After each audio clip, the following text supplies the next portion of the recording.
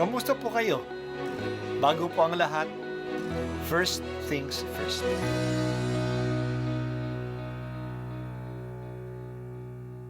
Good morning po. Sinisimulan po natin ngayon ang first things first. At dito po, tinatalakay natin sa unang bahagi ng umaga natin ay ang first readings na binabasa po sa banal na misa. Ito pong tinatalakay natin kasi madalas po kasi marami na tayong alam tungkol sa gospel readings. Pero konti po ang nagsasalita sa first readings.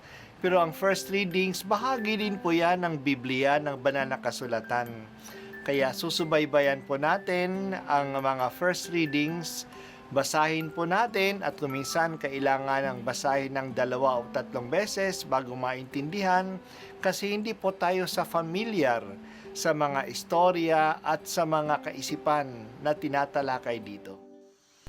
Ang pagbasa mula sa sulat ni Apostol San Pablo sa mga taga-Kolosas.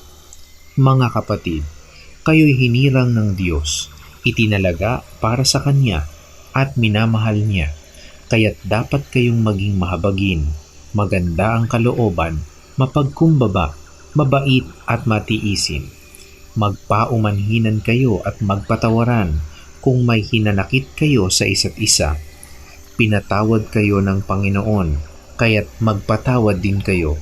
At higit sa lahat, mag-ibigan kayo, pagkat ito ang buklod ng ganap na pagkakaisa.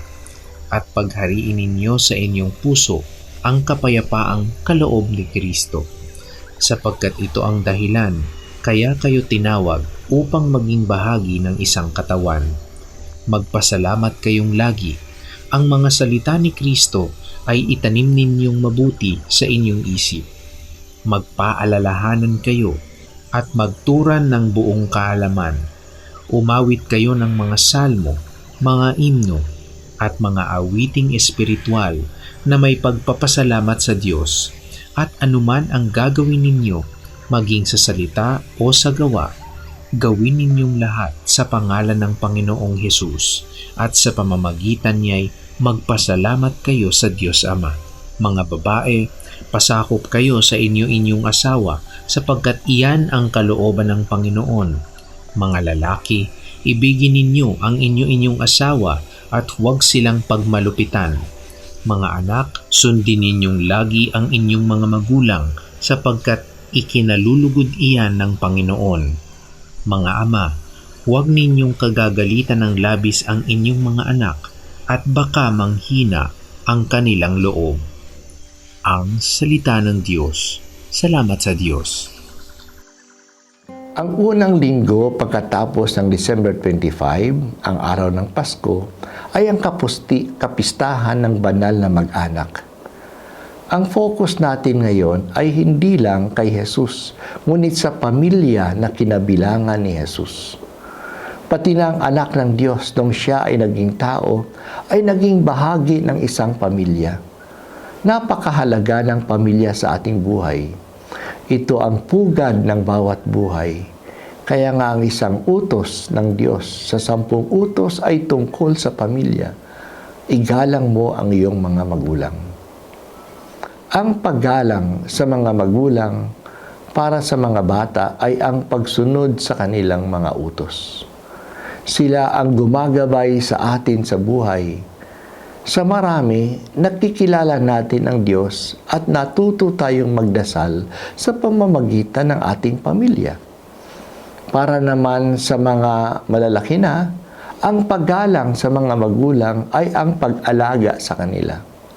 Malakas na sila at ang mga magulang naman nila ang mahihina. Dapat na natin silang alagaan at suportahan, lalo na kapag ulianin na sila at masakitin. Maraming gantimpala ang matatanggap natin sa Diyos kapag ginagalang natin ang ating mga magulang. Pahahabain ang ating buhay. Tayo rin ay pangangalagaan kapag tayo matanda na at patatawarin ang ating mga kasalanan. Sa ating panahon ngayon, kinakalaban ng mundo at ng pwersa ng kasamaan ang mahihinang miyembro ng pamilya na walang kalaban-laban ang mga matatanda at may malubhang kalagayan. Nandyan ang abortion para sa mga bata at mga may kapansanan. Nandyan ang euthanasia para sa matatanda at may sakit. Pero ang pamilya ay hindi lang yung malulusog na members.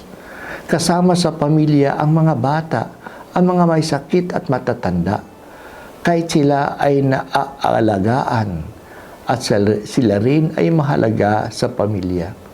Nabubuo ang pagmamahalan sa pagsusuporta sa lahat sa pamilya. Ang sanggol na si Jesus ay hindi mabubuhay kung wala si Maria at si Jose.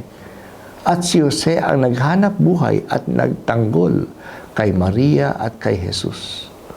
Sa kanilang pagmamahalan na pangalagaan ang anak ng Diyos na naging tao. Banal na mag-anak na Jesus, Maria at Jose, gabayan mo ang aming mga pamilya at pangalagaan ang lahat ng pamilyang Kristiyano. Po ang unang pagbasa at ako po ay si Bishop Broderick Pabilio dito sa First Things First.